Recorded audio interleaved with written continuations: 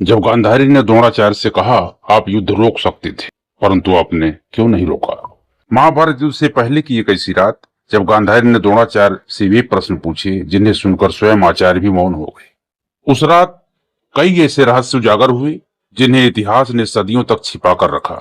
दीवारों पर जलते दीपों की लौ बार बार कांप रही थी, मानो आने वाले विनाश का संकेत दे रही हो। उसी समय आचार्य द्रोण धीमे कदमों से राजमहल के एक शांत कक्ष की ओर बढ़े। वहां महारानी गांधारी मौन खड़ी थी। उनकी आंखों पर पट्टी थी, किंतु उनके शब्द किसी भी दृष्टि से अधिक तीक्ष्ण थे। द्रोण ने धीमे स्वर में कहा, महारानी, आपने मुझे स्मरण किया। गांधारी ने बिना उनकी ओर देखे उत्तर दिया, हाँ आचार्य, आज मैं शास्त्रों की नहीं, आपके मौन की परीक्षा लेने आई हूँ। कुछ क्षण दोनों के बीच गहरा मौन छाया रहा। फिर गांधारी बोली, आचार्य, आप चाहते तो यह सब रोक सकते थे। आपके एक निर्णय से यह युद्ध टल सकता था। फिर आपने हस्तिनापुर को विनाश की अग्नि में क्यों झोंक दिया। द्रोणाचार्य का मुख झुक गया। उनके मन में हजारों प्रश्न एक साथ उठ खड़े हुए। उन्होंने भारी स्वर में कहा, महारानी, मेरे प्रत्येक निर्णय का बोझ आज भी मेरे हृदय पर है। यदि मेरे कारण आपको पीड़ा पहुंची है तो मैं आपसे क्षमा चाहता हूँ। गांधारी का स्वर और कठोर हो गया। केवल मुझसे नहीं आचार्य, आपने अपने प्रतिशोध के लिए पूरे हस्तिनापुर को भस्म होने के लिए छोड़ दिया। आप जैसा दृढ़ निश्चय ही मनुष्य युगों में एक बार जन्म लेता है, किंतु आज मैं जानना चाहती हूँ, ऐसा पुरुष जन्मा कैसे था। द्रोण ने गहरी सांस ली। महारानी, मेरा जन्म साधारण नहीं था। मेरे पिता महर्षि भारद्वाज एक महान तपस्वी थे। एक दिन उन्होंने अपना घृताची का दिव्य रूप देखा। क्षण भर के लिए उनका मन विचलित हुआ और उनका वीरपात हो गया। उन्होंने उस तेजस्वी वीर को व्यर्थ न जाने देकर एक दौड़ अर्थात मिट्टी के कलश में सुरक्षित रखा। कालांतर में उसी कलश से मेरा जन्म हुआ। इसी कारण मेरा नाम द्रोण पड़ा। मैं किसी माता के गर्भ से नहीं, बल्कि एक तपस्वी के तप, संयम और दिव्य संकल्प से उत्पन्न हुआ था। गांधारी ने गंभीर स्वर में कहा, शायद इसी कारण आपका संकल्प भी असाधारण था। परंतु बताइए, राजा द्रुपद से प्रतिशोध लेना इतना आवश्यक क्यों था। द्रोणाचार्य कुछ क्षण मौन रहे, फिर बोले, क्योंकि उन्होंने मेरा नहीं, मेरे आत्मसम्मान का अपमान किया था। उन्होंने मेरी मित्रता का उपहास उड़ाया। मैं उन्हें यह स्मरण कराना चाहता था कि अपमान का उत्तर कभी कभी समय स्वयं देता है। गांधारी ने तुरंत उत्तर दिया और उसी प्रतिशोध की अग्नि ने पूरे हस्तिनापुर को जला दिया। आप प्रतिशोध में इतने डूब गए कि धर्म का स्वर सुनाई ही नहीं दिया। जिस सभा में मुझे अपमानित किया गया, जिस सभा में द्रौपदी का चीरहरण हुआ, उस सभा में आप उपस्थित, आपके समान महागुरु मौन बैठे रहे। यदि उस दिन आपका एक वचन उठ जाता तो शायद आज यह महाविनाश कभी न होता।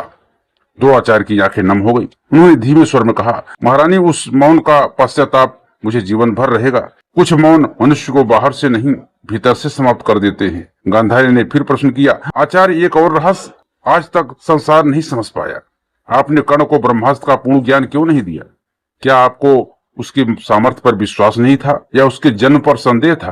द्रोणाचार्य ने शांत किंतु गंभीर स्वर में उत्तर दिया, नहीं महारानी, कर्ण के पराक्रम पर मुझे कोई संदेह नहीं था। वह अद्वितीय धनुर्धर था, किंतु ब्रह्मास्त्र केवल शक्ति नहीं, संयम की भी परीक्षा लेता है। मैंने अनुभव किया कि कर्ण के भीतर अपार तेज है। उसके साथ साथ प्रतिशोध की अग्नि भी प्रज्वलित थी। जिस व्यक्ति का मन क्रोध से आंदोलित हो, उसके हाथों में ब्रह्मास्त्र संपूर्ण पृथ्वी के लिए संकट खड़ा कर सकता था। इसी कारण मैंने उसका पूर्ण रहस्य नहीं सौंपा। गांधारी कुछ क्षण मौन रही, फिर धीमे स्वर में बोली, आचार्य, कभी कभी अधूरा ज्ञान भी विनाश का कारण बनता है और कभी कभी महापुरुष का मौन। गांधारी के शब्दों के बाद कक्ष में कुछ क्षणों के लिए गहरा मौन छा गया। द्रोणाचार्य की दृष्टि भूमि पर टिकी रही, मानो बीते हुए वर्षों की प्रत्येक स्मृति एक एक करके उनके सामने खड़ी हो गई हो। कुछ देर बाद उन्होंने धीमे स्वर में कहा, महारानी, मनुष्य केवल अपने निर्णयों से नहीं, अपनी परिस्थितियों से भी आकार लेता है। मेरे जीवन का एक ऐसा अध्याय भी है जिसे बहुत कम लोग जानते हैं। गांधारी ने गंभीर स्वर में कहा, कहिए आचार्य, आज कोई भी सत्य अपने भीतर मत छिपाइए। द्रोणाचार्य ने गहरी सांस ली। अश्वत्थामा के जन्म के बाद मेरा जीवन पूरी तरह बदल गया। मेरे पास ज्ञान था, शास्त्रों का अद्भुत कौशल था, परंतु अपने ही पुत्र का पालन करने के लिए धन नहीं था। दिन प्रतिदिन मेरी आर्थिक स्थिति गिरती गई और अन्न का एक दाना तक शेष नहीं रहता। मैं एक पिता था और अपने ही पुत्र का भूख के सामने स्वयं को असहाय पाता था। तब मैंने निर्धनता से मुक्ति पाने के लिए दिव्य वस्त्रों की विद्या प्राप्त करने का निश्चय किया। मैं भगवान परशुराम के आश्रम पहुंचा, किंतु जब तक मैं वहां पहुंचा वे अपने समस्त धन पहले ही दान कर चुके। उन्होंने मुझसे कहा, द्रोण, मेरे पास अब धन नहीं है। यदि कुछ शेष है तो केवल मेरी विद्या और दिव्य अस्त्रों का ज्ञान। मैंने धन नहीं, उनका संपूर्ण शस्त्र विद्या स्वीकार कर ली। कुछ क्षण रुककर द्रोणाचार्य आगे बोले, जब मैं आश्रम से वापस लौटा तो घर की स्थिति पहले से भी अधिक दयनीय थी। घर में एक गाय तक नहीं थी। अस्वस्थताओं पर दिन दूसरे अरसी दूसरों को दूध पीते देखता और मासूम की तरह मुझसे भी दूध मांगता, किंतु मेरे पास उसे देने के लिए कुछ भी नहीं था। एक दिन मैंने एक ऐसा दृश्य देखा जिसने मेरे हृदय को भीतर तक तोड़ दिया। आरसी कुमारों ने चावल के आटे का पतला घोल बनाकर अस्वस्थामा को दे दिया था। वह उसे ही दूध समझकर प्रसन्न हो रहा था। वह हंसते हुए कह रहा था, पिताश्री, मैंने भी आज दूध पी लिया। उसकी वह मुस्कान मेरे जीवन का सबसे बड़ा तीर बनकर मेरे हृदय में उतर गई। उस दिन पहली बार मुझे अपने ज्ञान पर नहीं, अपनी निर्धनता पर लज्जा आई। मैं स्वयं को धिक्कारने लगा कि जो व्यक्ति राजाओं को अस्त्र चलाना सिखा सकता है, वह अपने पुत्र के लिए एक कटोरी दूध भी नहीं जुटा सकता। गांधारी ने शांत किंतु कठोर स्वर में कहा, आचार्य, आपका संघर्ष सुनकर हृदय अवश्य द्रवित होता है, किंतु एक प्रश्न आज भी मेरा पीछा नहीं छोड़ता। इतना महान गुरु इतनी बड़ी बड़ी भूलें कैसे कर सकता है? जिसने धर्म का ज्ञान दिया वही धर्म की रक्षा के समय मौन कैसे बैठा रहा? सभा में एक नारी का चीरहरण होता रहा और आप देखते रहे। अपने प्रसोद के लिए आपने पूरे हस्तिनापुर को विनाश की आग में झोंक दिया, और इतना ही नहीं, एक वीर निष्पाप बालक को षड्यंत्र पूर्वक घेर कर मार दिया गया। उस छल में भी आप सम्मिलित रहे। क्या यही एक गुरु का धर्म था? द्रोणाचार्य की आंखें भर आई। उन्होंने अपना सिर झुका लिया। कुछ क्षण उनके मुख से एक शब्द भी नहीं निकला। फिर अत्यंत धीमे स्वर में बोले, महारानी, आपके प्रत्येक बात सत्य है। मैंने अपने जीवन में अनेक युद्ध जीते, किंतु स्वयं से हार गया।